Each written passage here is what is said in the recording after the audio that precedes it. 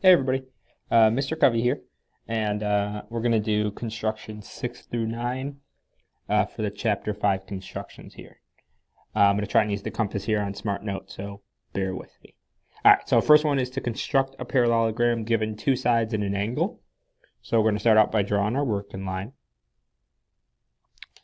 Then we are going to copy one of the segments down onto our working line.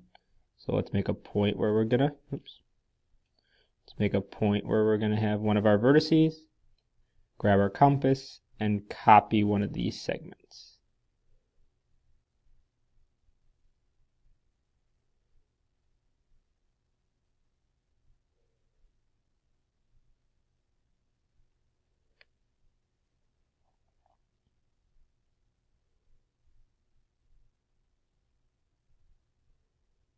Okay. So we want to have it be that long, come down here,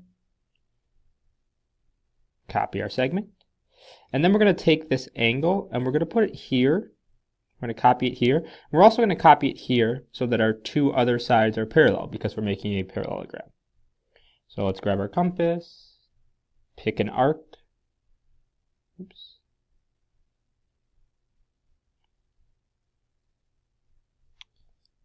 Draw that arc down at both of our vertices here.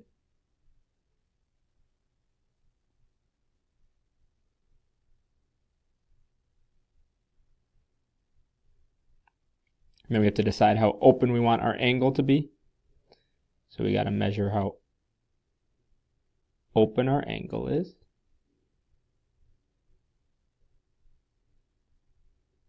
Make sure both of these are the same amount open. Okay. Grab your ruler.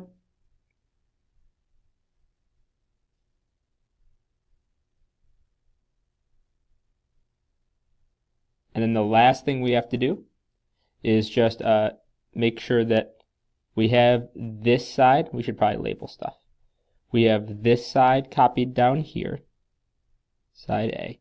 We've copied this angle right here and right here. And now we just got to make sure we have this segment copied along both of those sides there. So go ahead and grab our protractor, or excuse me, our compass, and we're just going to do a segment copy. So come over to our segment.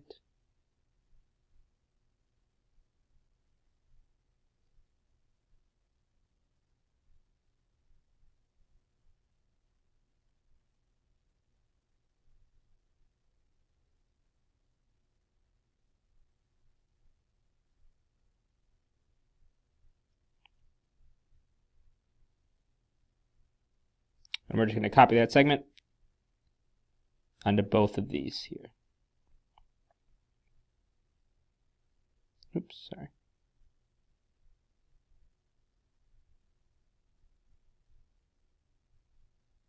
Copy it there. Copy it there. And then we're just going to take these last 2 points here and here and connect them. And these two sides are length B. This side's length A as well as this side. And we've copied that angle there and there. And so then this angle is supplementary to that, which is what we want it to be if it's a parallelogram. Okay, for the second construction here, we're going to construct a rectangle given the base and a diagonal. First thing,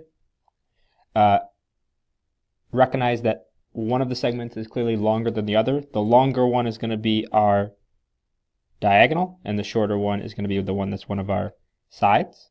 And remember a couple properties about diagonals of a rectangle, specifically that they are congruent and that they bisect each other. Using those two facts, we're going to do this construction here. So first thing we're going to do is draw our working line down here, and we're going to copy our base onto our working line. So grab your compass, and we're going to copy our base down here.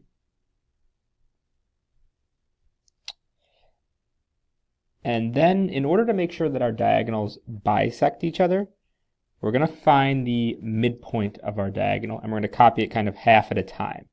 I'll show you what I mean. But first we need to find the midpoint of our diagonal. So we got to giant football it. So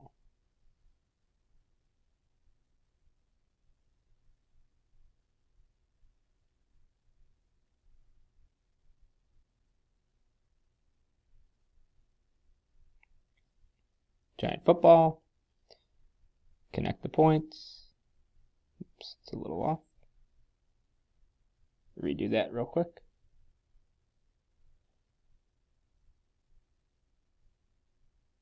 And we get our midpoint here. And what we're going to do is we're going to copy half of our diagonal up here, half our diagonal up there, kind of like half our diagonal from point A, half our diagonal from point B, and see where they intersect up here. Okay, so we're grabbing half our diagonal from point A here. We're going to draw our arc, and we're going to take that same distance, that half a diagonal, and we're going to see where they intersect. So right there. And then what we're going to do is we're going to kind of continue that line on, and continue that line on between B and A and that point we just made there. So for now, we're just going to draw it like long from both of those. And then we're just going to use our compass and make sure that based on our properties of rectangles, that this part, which we copied from up here, is the same as this part, and that this part, which we copied from up there, is the same as that part. So we already have our compass set at that right distance there, so I'm just going to slide up here, make a mark, slide up here, make a mark, and now we have our other two vertices there and there. We just need to connect them. Oops, fix that a little bit.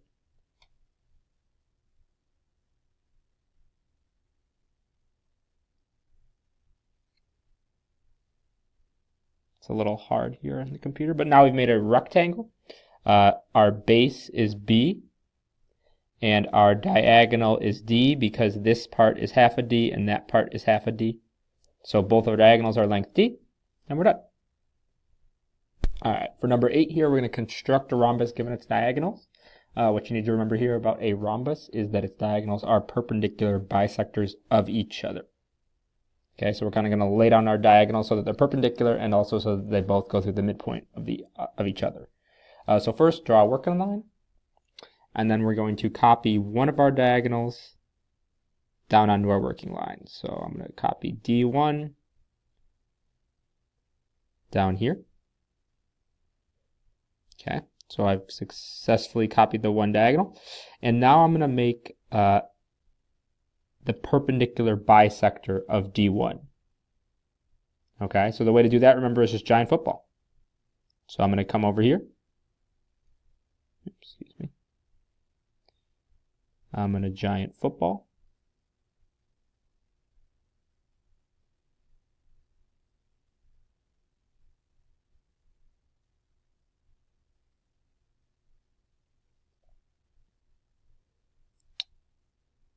Connect those there.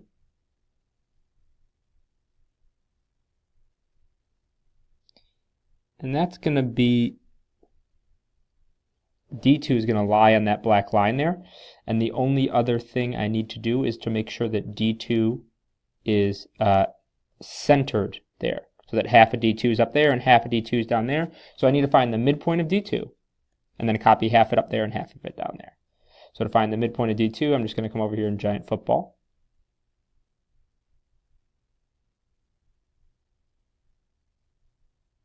Oops.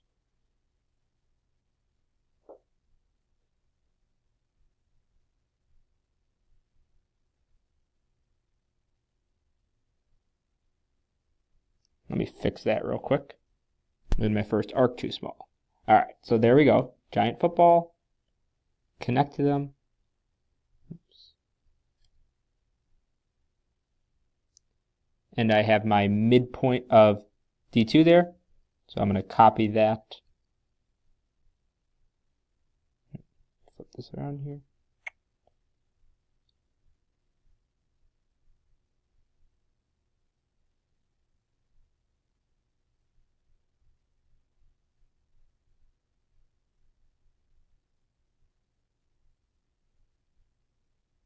right about there.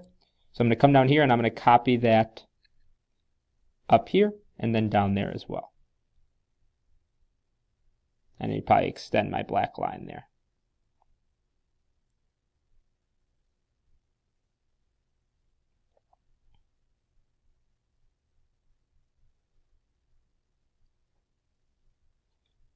Perfect. So now I've got those 2 points as my other 2 vertices, and I just need to connect all 4 of those vertices, and I have my rhombus. There we go. And again, what I've relied on is that the diagonals of a rhombus are perpendicular bisectors of each other. I should probably note that, somehow that I copied D1 here, and then I copied half of D2 up there, and the other half down there. And that they are, in fact, perpendicular to each other. Okay, last one here is I'm going to construct an isosceles trapezoid given the bases here and my altitude there. My altitude, again, is just my height. I want that to be the height of my isosceles trapezoid. So I drew a working line. First thing I'm going to do is copy one of the bases down onto my working line. Copied B1 down onto my working line. Next, I want to make sure that my altitude is perpendicular. And also, since it's an isosceles trapezoid, I'm going to copy it directly in the middle of my base. Okay, so basically, I'm going to make the perpendicular bisector of B1, and then I'm going to copy the altitude onto it. So to make my perpendicular bisector of B1 here, I'm just going to giant football.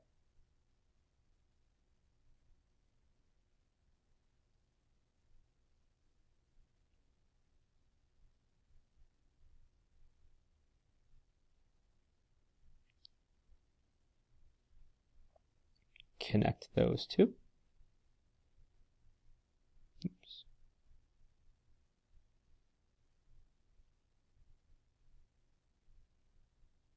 Go. And I'm going to copy my altitude up vertically because that is perpendicular. Oops. Because that's perpendicular to my base 1. Okay, so I'm going to grab my compass over here.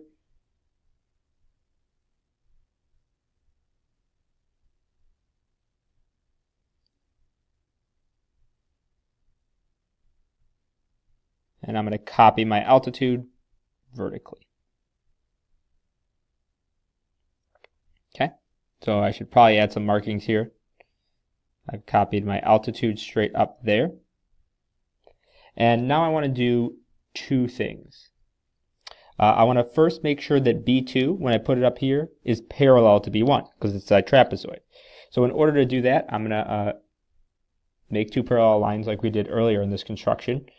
I'm going to use corresponding angles. So I'm going to copy this right angle up here, therefore making both of these lines parallel. Okay, so I'll give you a quick reminder about how to do that, but we did that earlier in this construction. So I'm going to grab this angle, and it's a right angle, but I'm going to copy it. The way I'm going to do that is draw an arc, slide up here, draw the same arc,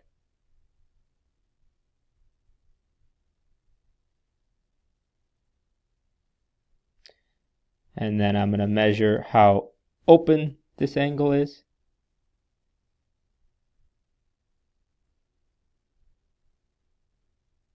Make sure that this one's the same amount open. A little hard with this here. Once I get that little point there, though, I'm going to connect those 2 points, and that will be parallel to B1. Okay, so last thing I need to do here is to make sure that when I take B2 and I copy it up here, that I have it centered. So all I'm going to do is find the midpoint of B2, copy half of it over here, and half of it over there. Alright, so I found the midpoint of B2, and again, I'm going to come down here, I'm going to copy half of it there, and half of it there, and then I am done. I'm going to take these 4 points and connect them, and I have my isosceles trapezoid. And that concludes Chapter 5 constructions.